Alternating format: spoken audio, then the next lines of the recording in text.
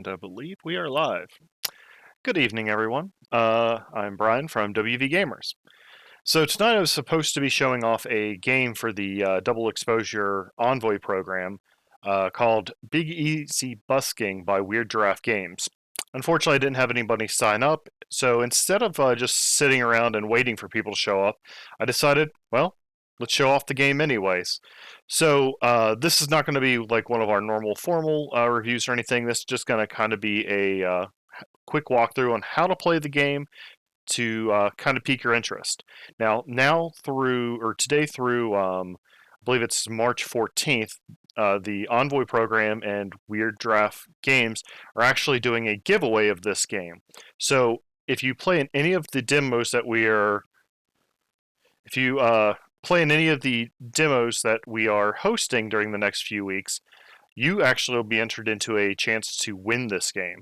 So I'll put links into the description of this after the stream in case anybody is interested. So let's go ahead and show off the game. All right, so this is going to be the cover of the game. So what the theme of this game is you are a part of a group of street performers or buskers on the streets of New Orleans, and you're trying to earn enough money and reputation to hit the big stage, get off the streets, and go kind of be a big shot. So this game is going to be played over the course of 3 rounds. Each of those rounds, players are going to be taking turns, performing a series of turn actions, where you might be actually playing anywhere from 5 to 10 different turns during the course of that. What you're going to be doing is you're going to be learning songs, performing songs, and keeping the energy and motivation of your performers up so they'll be able to perform those. So I'll just walk you through what the basics of the components are, and then we'll walk through what the turns are. I apologize, this is on tabletop simulator, so I'm trying not to make anyone motion sick. So, at the top up here, you're going to have your melody track. These are going to be songs that no one's ever heard of before. So, over the course of the game, you can learn these songs, and they'll become part of your personal repertoire of music. And then you'll be able to play these for the different crowds. Down here are your standard songs. Now, the way I kind of think of these are songs that people are all very familiar with. So these are more cover songs. So to play these, you'll actually have to expend a little extra energy. And we'll talk about what that means here shortly. But where the other songs will go to your personal stash, these will always return here after you're done using them. And then down here, we have the streets. So this is going to represent the people who you're going to be playing music for. And at the beginning of the game, there's only going to be 3 of these cards out, so everyone's going to be competing over the most control, because this is essentially an area control game. You're going to be competing for control of these 3. At the next round, you're going to have a 4th one come out, and then the final round, you're going to have 5 total out. So there's going to be a lot more options available to you. And then finally, all players will start off with 3 money, 3 cards. Basically, these are it's set for like this. The purple player over here is for like the bluish player. And then you're also going to have your performers card down here. This represents 3 different musicians and their preferred instruments. Each of them start the game off with 4 energy, as shown by these little tokens here. And then you also have 3 energy in reserve. And essentially, these energies are going to be used to play the songs. And we'll talk about that here as soon as we get through the turn sequence. So, on your turn, each round, you're going to perform you're going to perform these 3 actions in order if you want. So the first one is finishing a song. If on the prior turn you played a song, you must finish it. But if you didn't play a song on the previous turn, if you learned a song or something like that, you'll skip this step. And we'll talk more about that when I actually simulate a round. Tipping, this is how you're going to get your band basically motivation again. So over the course of performing your actions, these energy are going to leave your musicians and go up here to represent your control over each of the crowd cards. So what you'll be able to do is you'll be able to exchange $1 to take one from the reserve and put it back onto any of the musicians that you want. And you can do this as many times during a tip action. So if you want to spend all the money you had to re-energize your musicians, that is perfectly fine. You're able to do that. But tipping is 100% optional, so you do not necessarily have to do that. Oh no, I'm making a mess of all my tokens. Let me put this back. And then the third action, which is the most in-depth part, is perform action. During this, you'll have the option of 3 actions. So you'll learn a song, play a song, or pass. Now, when you learn a song, what you'll do is you'll go up here to the melody market, and you'll pick one of the face-up cards to learn, or one of the top face-down card. And how you learn it is you'll take 1 energy from each of your musicians and put it into your reserve. Basically, it's showing their use of their creative juices. And then at that point, you'll just take the card and put it into your hand. And that's how you're going to learn a song. Now, if at any point you take one of the face-ups, you'll immediately replenish it because there should always be 3 out here while there's still a deck present. Now, over the course of the game, this deck may run out and the song cards may disappear. If so, there will be no more of the learning action. So that is how you learn songs. Let me put this all back up so that I don't have to do it here in a moment. The next action will be playing a song. Now this you'll use one of the cards that's in your hand or the standard song cards here. I'm going to talk through the ones in your hand first because it's the most straightforward, and then the standard adds like one extra little step onto it. So let's say I wanted to play this song here. So what is on this card is this little symbol here represents the style of music. And you'll notice up here, these have little tokens on them that have some of the same symbols that are going to be on the song cards. The style of music is basically like this is chill. When you have one of those tokens that match it up here, that means that this crowd is really interested in more of a chill style of music. This is more of your party, fast music, and then they'll have one out here. But if there's a heart, that'll represent more of the romantic music that the crowd is interested in. And then there'll be a little symbol. Let me see if I can find one. Yeah. The symbol that's on this one is it's wild. It represents any of them. So any song will match that crowd, and this song will match any crowd. So it's wild both ways, essentially. So if I wanted to play this song, I'd take 1 energy off of this one because there is the 1 beside that instrument. And then it's going to take 3 of the drums or percussions. So just take this and put it up here. Now I've put this on this card. I've started playing the song. So what I'm going to do is I'm going to pick where it's going to go. Now, if possible, you want to try to match the symbols up because you're going to get a little bonus whenever you go to finish the song at the beginning of your next turn. But you don't necessarily have to do that. It's just there are benefits to doing it. So we'll say that we do for the sake of argument.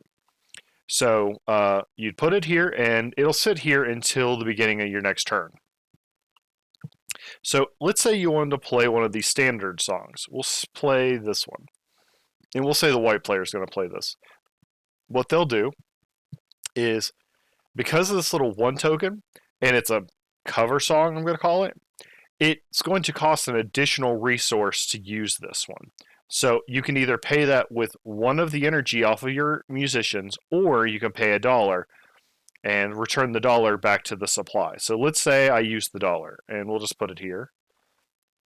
Take that off of there, and then I'd go ahead and put the required energy onto this card. So that's going to cost me 3 from this. Don't know why that didn't grab them all.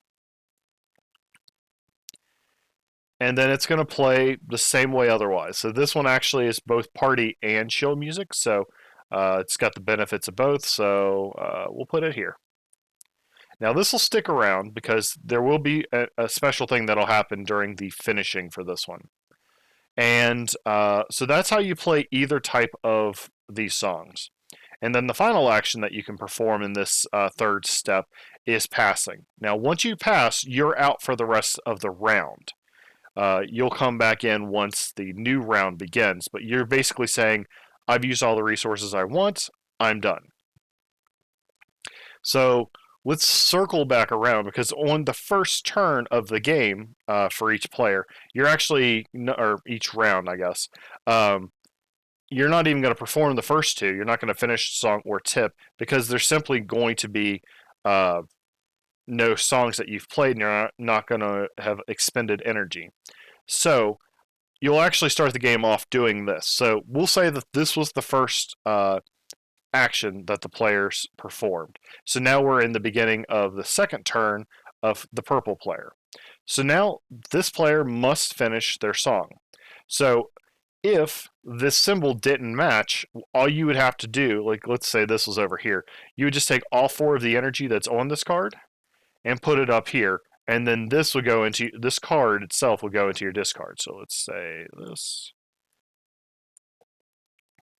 And then this would go into your discard pile. We'll just flip it down. And now you have 3 influence over this this card, or this crowd, essentially. So we'll keep that. We'll stick with that. But let's say it did match, like in this case. You'll actually have 2 options that you can do. You could go ahead and put all of your energy on the card, just like you would have, but you get a perk of getting $1 from the bank. And this is obviously, money is how you win the game. So I would get this, and I would take this, and actually this is a standard song, so what'll happen is you'll put it back in the standard song row. You'll put this 1 up here and pull down this 2. Now, this song, for anybody or yourself to use in the future, is now going to cost you either 2 energy, 2 money, or a combination of either one. So you can still use it, it's just it's going to cost you more. Now, the player who returns it may not then play that song again on this same turn. And the reason why that's important is because in the standard base version of the game, there's a variant that has additional rules. But in the base version, one of the cards that you're going to have out is going to have, I hate that the title didn't update. I'll fix that later. I always have trouble whenever I'm dealing with titles on these streams. Okay, so sorry about that. So this one actually has an ability that's part of it. Now let's say a player used this one. They would go through all the same steps of clearing off their stuff off of the energy off their card and whatnot, and before they return the card to this area up here, they can utilize this ability. So this says you may learn a song without spending energy as a free action. So basically what this means, where you would normally spend 1 energy off each of your musicians to go up here and learn a song from the melody market, you'll just take one of these songs and add it to your hand for free. So that's the reason why you can't play the same standard song the same turn that you return it, because you don't want one player to basically be hogging up this card. That way there's at least a chance for other players to have a chance to use this. So that's the reason why you'll only get 1 shot at that at a time. So the other thing you can do, let's say that you didn't want to get that $1. So let's go back to the other option whenever you match a symbol. The other option that you could do is, instead of putting all of your energy up there and getting $1, you could put 1 or more energy up there, not get $1, but then you could take the energy from your card up here and put it back onto your musicians. Now, why this might be important. Let's say you already know someone already has control of like this one. They already have enough control over it. Well, you still want to put a little influence on it because you still want to get money at the end of the round. And we'll explain how that's going to work momentarily. But you may still want to put influence on a location or a crowd. And this is a way that you don't have to spend all of your energy on a place that you don't really want to expend all of that energy. So that's the reason you might want to do that. So what we're going to go ahead and do, instead of playing out this entire thing, I'm just going to spread some energy around from these cards and kind of talk through what happens during scoring. Let's see. Yeah, purple. Purple's going to go over here. Purple's going to do really well. We're going to do that. And there. Let's see, I got 2 there, 2 and 1 there. Okay, so let's say this is the end of the round. All players have passed. They would actually, with the physical game, they'd just flip this over and basically show that they're out for the rest of this round. So once everybody is passed, what you're going to do, I think I just locked that in the air.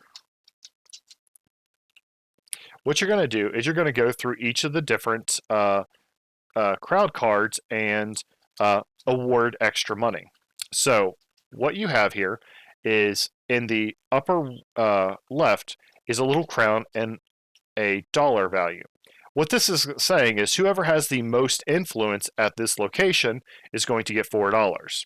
So you would count up the number of energy tokens at this location, and whoever has the most would get $4. And in addition to that, they'll get this little token here, the mood token. This is mostly used for tiebreakers in 2 different stages of the game. So purple would get the $4. So we'll just take a 5 and return a 1. And then so white would get nothing from that. Now all players are going to get the chance to get money from this. This is saying anybody who has, oh yeah, let's put this down here too. Anybody who has at least 2 energy on this location will get $1. So you'd go and say, oh yeah, I have 4 energy, so I'm going to get $1. It doesn't matter how many you have on it, as long as you have a minimum of that, you're going to get that dollar amount. So I'd go, yay, I got $1. And white player's like, hey, I've also got a dollar, so I would take it and put it down here with that person. So that is all that's going to happen with this card. Players will take back their energy. Here, we're going to do the same thing. Who has the most? Purple again has the most, so they'd get $4. Over here, this requires 2 energy to get $2. You'll see white only has 1 over here, so they're not going to get $2, but the purple player would get $2. So currently I'm up to 6 with this player for this card. So let's go ahead and do this and get that little token. And then finally, over here, purple has 2 and white has 2, so they're actually tied. How this will work is ties are shared. So both players will get $2, but nobody will get the mood token. The mood token will just go over here and be discarded from the game, and players will each get $2. I'm not too worried about. Again, I'm sorry, the camera. Should probably just zoom out. And then that is the scoring for this round. To set up a new, for the next round, all the players will take their energy, get it back to 4 energy per musician, 3 in their spare. These cards will be discarded entirely. I'm just going to throw these to the side.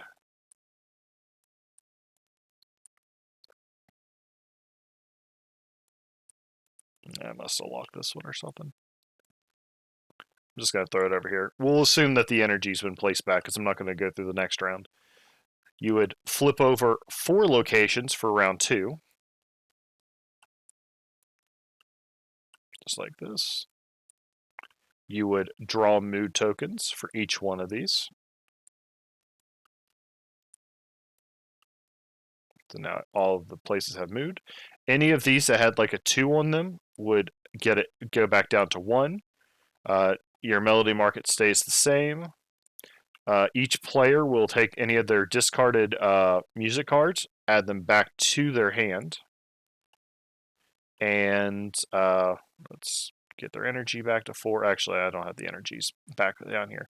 And so basically, the player who has the most money would be the first player for the next round. If there's a tie for that, whoever has the most of these little tokens will be the first player. If there's still a tie, whoever finished up the last action of the last round would go first. You're going to play this over the full 3 rounds. The third round will have 5 of these cards out. And then after the third round, you will compare who has the most money. Whoever has the most money is the winner. If there's a tie at that point, whoever has the most song cards is the winner. If there's still a tie, whoever has the most mood, I think it's the mood tokens, is the winner.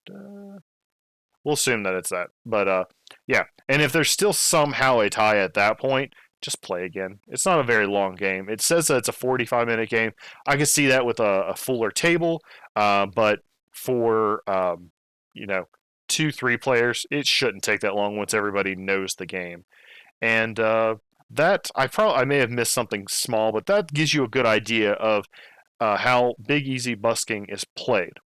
Like I said at the beginning of this video, anybody who jumps into one of the demos on the Envoy Gateway, and I'll put links into the bottom of this video, will actually be entered into winning a copy of this game from Weird Giraffe Games. So if this game looks like something you'd be interested in, definitely follow the link and jump in on one of the games that I'm running or any of the other heralds that are helping with this promotion. I believe there are 18 sessions. So at the most, if all the sessions were filled with 5 players, you're not competing against too many. I mean, your odds are like 1 in 90 at that point. But most of these games aren't going to be filled. My game tonight didn't even fire off. So, there's a good chance you could win a copy of this game. And the game's like a $25, $35 game. So it's a pretty good value. And it's a very fun game. So if you liked the look of this, reach out. I can give you any more information. But like I said, I'll put some details down how to get onto the gateway to play this. The only thing you'll need to do to play this is you'll need Tabletop Simulator. As the host, we're running the mod, so you don't have to do that. And I think the mod's publicly available anyways. If you like this, even if you didn't win the copy, you can go and play with some friends as well. So that, I believe, is everything. Let's see if there's anything in the chat. I will fix the title. I don't know why OBS doesn't update the titles whenever I type it in. I even typed it in like twice. I don't know. Maybe it didn't like that I had a parentheses or something in it. But anyways, this has been a quick how to play Big Easy Busking by Weird Giraffe Games. And I'm Brian with WVGamers. Have a great evening.